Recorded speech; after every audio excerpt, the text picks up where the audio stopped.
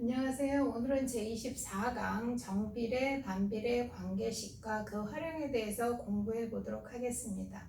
우리는 지난 시간까지 정비례가 무엇인지, 또 정비례 관계식은 어떻게 생겼는지, 또 그래프 모양은 무엇인지, 또 반비례가 무엇이고 반비례 관계식은 어떻게 생겼고 그래프 모양은 어떻게 생겼는지 다 공부를 하셨는데요. 정확하고 확실하게 철저히 공부하셨길 바랍니다.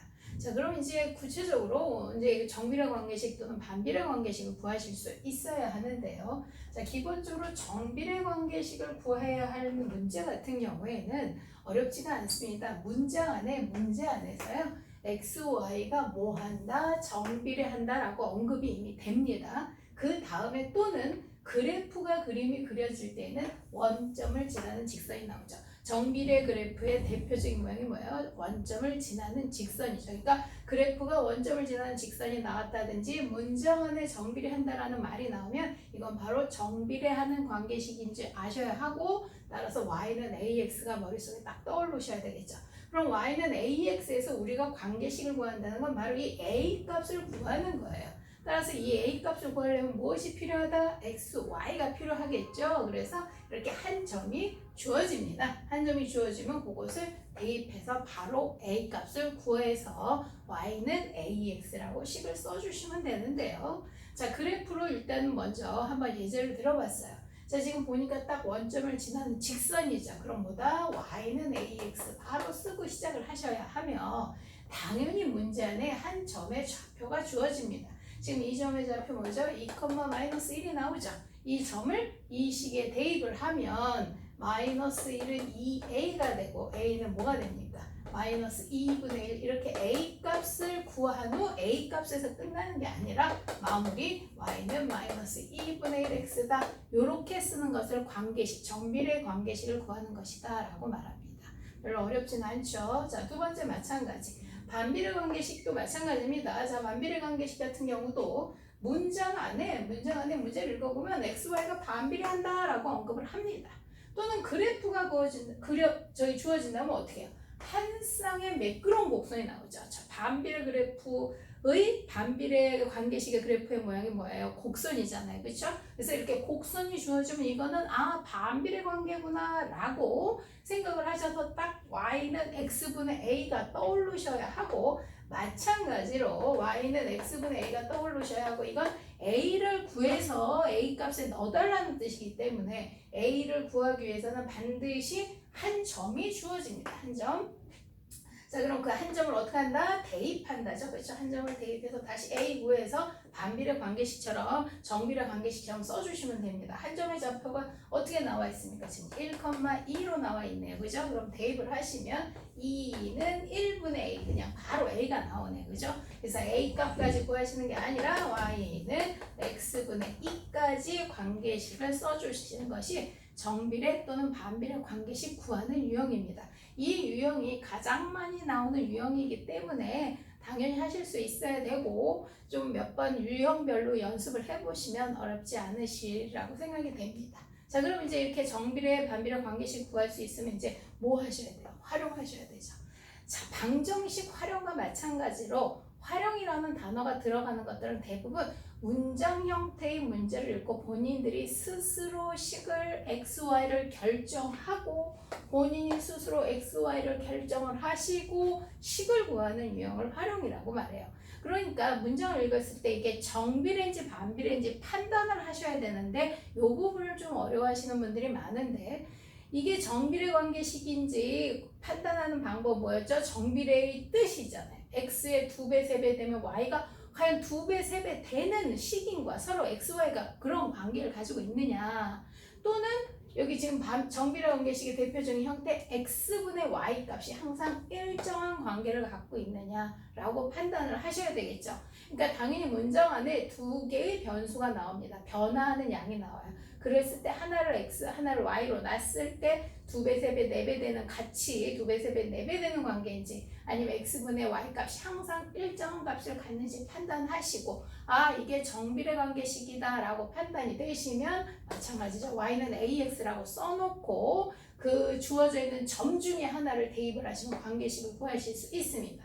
그럼 관계식을 구하는 것으로 끝날 수도 있지만 대부분 그 이후에 또 다른 주어진 문제가 있어요. 그것에 해당되는 답까지 구해주셔야 하는데 예를 한번 좀 들어볼게요. 이렇게 막연하게 말로 하시면 좀 어려우니까. 자, A, B 두 개의 톱니바퀴가 맞물려 돌아갑니다. 두 개의 톱니수. A, B 두 개의 톱니수는 38개, 19개이고 A는 X번, B는 Y번. 이 X, Y가 이미 주어져 있네요. 그렇죠? 그래서 다행이죠. X번, Y번 회전할 때의 관계식을 물어봅니다.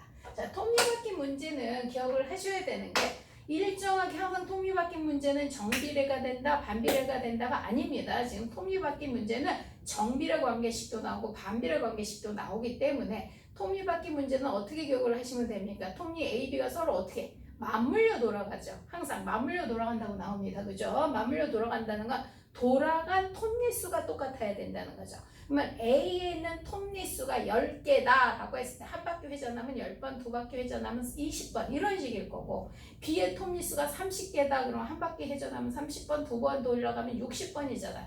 그럼 서로 돌아간 톱니수가 서로 어때야 된다? 같아야 한다. 먼저 이렇게 생각을 하셔서 이게 정비례인가 반비례인가 먼저 판단하지 마시고 톱니바퀴 문제는 그대로 그냥 톱니수 곱하기 바퀴수가 돌아간 톱니수잖아요. 그죠? 그럼 톱니수가 38개고요. 지금 A는 회전수는 X예요. X. 이게 A가 돌아간 톱니수의 전체는이죠. 톱니수가 서로 같아야 한다는 거죠. B의 톱니수는 19가 되고요. 회전수는 Y가 됩니다. 이렇게 톱니수 곱하기 회전수는 톱니수 곱하기 회전수 이렇게 먼저 식을 세우시면 이게 정비례인지 반비례인지 판단 안 하셔도 모르셔도 바로 식을 세우실 수 있습니다. 그런데 우리는 관계식은 항상 어떻게 세우시는 거예요? Y는이라고 쓰시는 거잖아요. 그럼 Y는 뭐가 되는 거예요? 관계식. Y는 EX가 되네요. 그렇죠? 그래서 우리는 이건 정비례 관계라는 걸 아실 수 있습니다. 관계식을 구해라. Y는 EX. 이렇게 구해주시면 됩니다. 자, 그런데 밑에 문제 같은 경우는 어떤 물체의 수성에서의 무게는 수성은 이제 그 지구, 수성, 요럴 때의 수성입니다. 수성에서의 물체가 지구의 3분의 1배라고 할 때 지구에서의 무게가 36kg라면 물체가 수성에서의 무게는 무엇입니까? 물론 그대로 그냥 계산하실 수도 있겠지만 자, 우리는 지금 정비례 활용이니까요. 이게 정비례인지 반비례인지 판단도 하셔야 되고 자, 관계식도 구하실 수 있어야 합니다. 자, 지금 수성에서의 무게가 있을 거예요. 그렇죠? 수성에서의 무게를 뭘로 놓는다? X로. 지구에서의 무게를 뭘로 놓는다? Y. 거꾸로 해야 될까요? 뭐 상관없을 것 같습니다. 이렇게 둘 중에 이렇게 X, Y가 정해져 있지 않을 때에는 아무거나 하나 X, 아무거나 하나 Y로 놓으시면 됩니다. 그러면 지금 지구에서의 무게는 수성에서의 무게는이라고 나와 있기 때문에 이거는 반대로 놓겠습니다. 수성에서의 무게는 왜? Y는 식을 우리가 이렇게 세우니까 수성에서의 무게를 Y로 놓고 지구에서의 무게를 X로 놓는 것이 식 세우기가 더 쉬우실 것 같습니다. 왜? 다시 말씀드리지만 수성에서의 무게는 하면 Y는 이렇게 식을 세우시기가 쉬우니까 지구의 3분의 1이다. 그럼 뭐가 돼요? 3분의 1X. 이렇게 관계식. 수성과 지구에서의 무게를 x, y로 놓고 관계식을 구하실 수 있어야 하고요. 자, 이 문제는 관계식이 아니라 끝난 게 아니죠. 무게가 36kg짜리 물체가 지구에서의 무게가 36kg짜리가 수성에서는 얼마냐? 곧 이 유형은 왜 중요하냐면 이 36이 과연 x냐 y냐를 판단하실 수 있어야 되기 때문이거든요. 자, 지금 보시면 지구가 36이니까 지구가 x예요. 따라서 x에 다시 한번 36을 대입하여 답을 12kg라고 써달라라는 유형이에요. 이 관계식으로 구하고 끝나는 유형이 아니라 대부분 이렇게 추가적으로 한 번 더 구하는 유형이 훨씬 더 많기 때문에 이 유형 정확하게 좀 이해하시고 알고 넘어갔으면 좋겠습니다. 자, 반비례 마찬가지죠. 반비례 활용도 문장 형태의 문제를 보고 이게 반비례인지 판단하셔야 된다는 얘기인데요. 자, 여기도 마찬가지 똑같이 두 개의 어떤 변화량이 나올 거예요. 그러면 이게 반비례인지 판단하는 방법은 x가 2배, 3배 되면 y가 2분의 1, 3분의 1배가 되는지 또는 x, y 값이 일정한지 확인해 주시고 그렇다면 이건 반비례. 그럼 y는 x분의 a라는 관계식을 구하도록 한 점이 나올 겁니다. x, y 하나의 그 변화량이 나와서 관계식을 구하시고 그 다음에 이 정비례와 마찬가지로 관계식에서 끝나는 게 아니라 주어진 또 다른 어떤 유형의 문제가 나온단 말이에요. 그럼 그거에 맞는 답까지 마무리를 해주셔야 됩니다.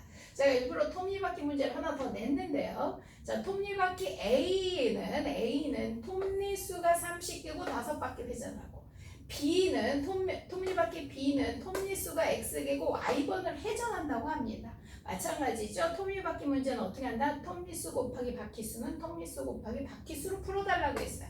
그럼 30 곱하기 5는 XY가 될 것이며, 따라서 Y는 X분의 150이라고 하는 반비례 관계식이 성립하게 됩니다.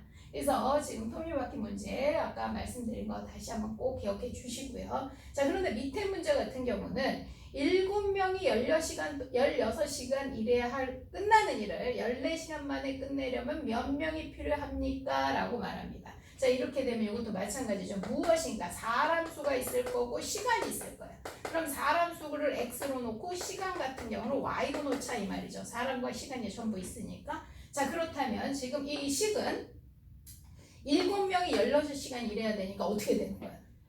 사람 수 곱하기 시간이죠. X 곱하기 Y가 되죠. 사람 수 곱하기 시간 7 곱하기 16이 될 거고 6, 7, 2, 42, 112가 되겠네요. 그래서 X, Y가 항상 일정하게 일해야 하는 양이 112에 해당되는 양을 일해야 되는 거죠. 따라서 관계식은 Y는 X분의 112라고 하는 반비례 관계식이 성립하는데요. 지금 반비례 관계식으로 끝나는 게 아니라 지금 보시면 여기도 지금 몇 명, 14시간 만에 일을 끝내고 싶다. 이 14시간을 어디다 집어넣을 것이냐 이런 걸 판단하라는 거죠. 우리가 14시간 어디다 Y에다 14를 넣어야 되겠네요. 그죠? 그러면 어떻게 되겠습니까? 14는 X분의 112가 되겠죠. 그럼 몇 사람이 필요합니까? 112 나누기 14를 해보시면 몇 사람? 8. 그죠? 8, 4, 32에서 8. X는 8명이라고 하는 사람 수가 필요하다라는 것을 아실 수 있을 거예요. 그래서 이렇게 정비례, 반비례 관계식 구하시고 활용을 하신 다음에는 그 관계식을 문제를 읽으시면 관계식이 정비례인지 반비례인지 판단하실 수 있는 연습 많이 해주시고, 그 다음에 추가적으로 이후에 문제를 푸실 때 주어져 있는 그 문제가 X에 대입을 하는 건지, 관계식을 구한 다음에 X에 대입을 하는 건지 Y에 대입을 하는 건지 잘 판단해 주시길 바랍니다. 그동안 공부하시느냐고 수고하셨습니다.